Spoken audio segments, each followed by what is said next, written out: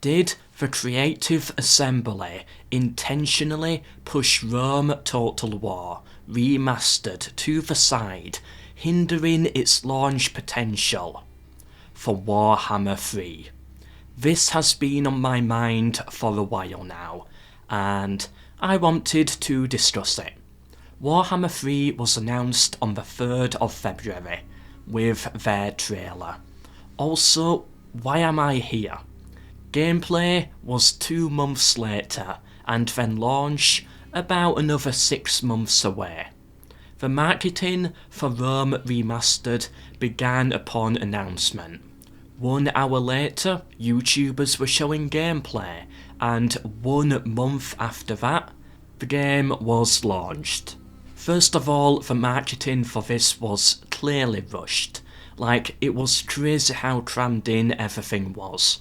On top of that, Barbarian, Invasion and Alexander were included in the base game as well. Why? Imagine if they just knocked £10 off the price and then added them on later, taking the time to add more patches to the base game before creating the DLC.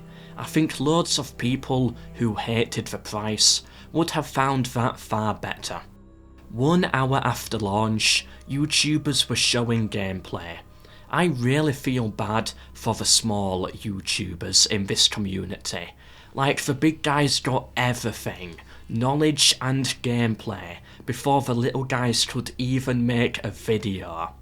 They never even had the time to let CA know that they were interested in early access. Instead, they handed the game out to mostly Warhammer YouTubers, rather than altering the requirements to allow other, smaller channels in. There's so many YouTubers in this community who deserved equal access to me, even if smaller. Although we are all different and separate, it was a joint effort to keep the classics alive. Secondly, this messed up the launch.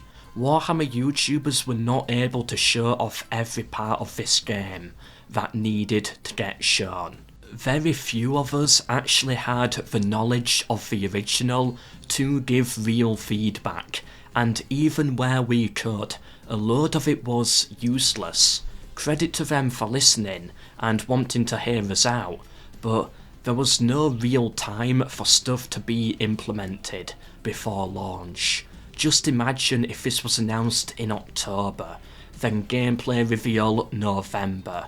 Forget the DLC for now, just make the vanilla experience perfect, and then the DLC can come later. Imagine what could have been done. Imagine what could have been added with our feedback. Modders did pretty incredible stuff with just 1 to 2 weeks of early access. Imagine if they had 2 to 3 months. Look at this mod here. This is getting to the point where it could have been in the game. Imagine if it was a toggle for the people who did not like the campaign map. The vast majority of the negative reviews on Steam could easily have been avoided if the game had more time to breathe. Modders could have even made a hot seat mod, a UI toggle mod, ready for launch if they had the early access they needed. It pains me to see it, and it pains me to say that the reason why this happened is all logical.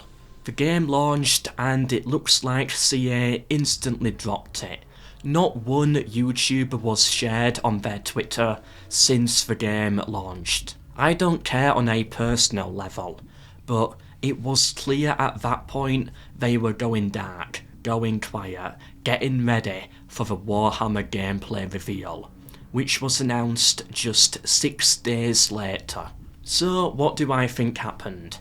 At first I thought maybe their marketing team made a mistake, but look at how well they have handled Warhammer 3 in comparison. Okay, it's not been perfect, but it was miles and miles better. Nah, this looks intentional to me. I think CA underestimated this game and its potential. I don't think CA has given up on historicals. I think historicals will continue to come, and I think someday we will have a good future with historical Total Wars that focus on real strategy. But I've got to be honest, they're not making it easy for historical fans to be hopeful. This game was meant to be their way of saying, hold on, stuff is coming, historicals are coming. Rome Remastered was meant to be the historical community dangling off the side of a cliff and CA grabbing hold of their arm and pulling them up. But instead they instantly saw Warhammer let go, and I fear the community may have slipped away. For one beautiful moment, lasting about a month, it was stressful, it was a nightmare to cram it all in. There were problems and disagreements, but overall, we were united. More united than I have ever seen the community before. The atmosphere was friendlier. There was hope. People were saying they were coming back to the series after a long hiatus. CA, you had us. You had it. You had a strong historical audience and a strong fantasy audience at the same time. You had finally almost achieved what you had been working towards. But now, it is more dead than ever before. In conclusion, yes, I believe CA hindered the potential of the remaster intentionally to help drive sales in Warhammer. CA realising Warhammer is bigger and investing more into Warhammer is logical, and is something that I am 100% okay with. But don't make it look so obvious. That just kills the community. This here is a community that feels like they have been ignored for the last decade, possibly longer.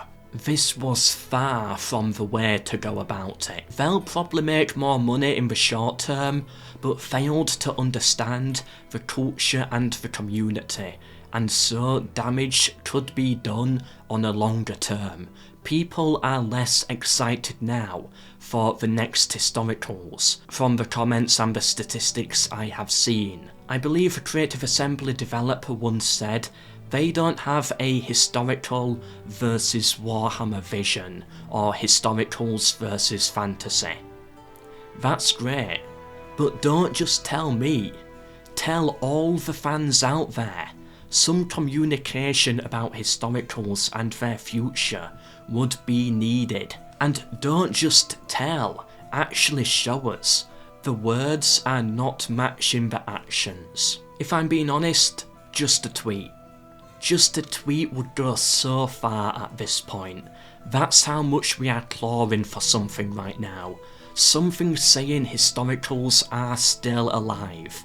That they will be true historicals, strategy focused. Anyway, let me know what you think. I might post a poll later, see what the community believes. Feel free to disagree, of course. Let me know your opinions down below. Like, subscribe, and turn on notifications for more. But for now, until the next one, MELKOR.